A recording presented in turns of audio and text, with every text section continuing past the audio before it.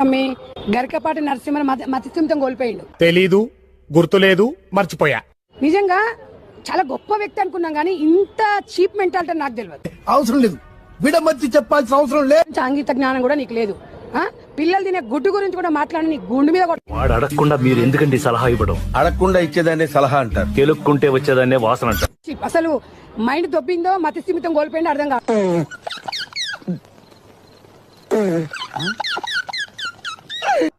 కానీ మా అమ్మ ఏమీ లేని పరిస్థితుల్లో అన్నంలో నూనె వేసుకుని కారం కలుపు తినేవాళ్ళు.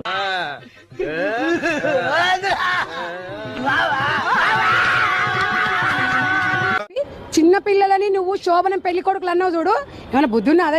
చారీ నువ్వు కొంచెం నోటితో తగ్గించాలరా. మీరు కూడా ముతక మాటలు తగ్గించాలి. గరికపాటి గారు మిమ్మల్ని రెస్పెక్ట్ చేయొద్దు, బూతులు తిట్టాలి. తిట్టదని చెప్పరా? అట్లా ముస్తాబై కూర్చొని ప్రవచనాలు చెప్తావు.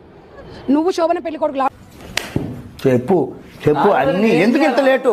అక్కడ టాటా తీస్తాను నిన్ను. ఇంకొక అన్ని దాంట్లో ఏలు పెట్టావు అనుకో. ఇప్పుడు ఏం చేయాలంటే టెన్షన్ పడక మామ, ప్లీజ్ ఆలోచిద్దాం.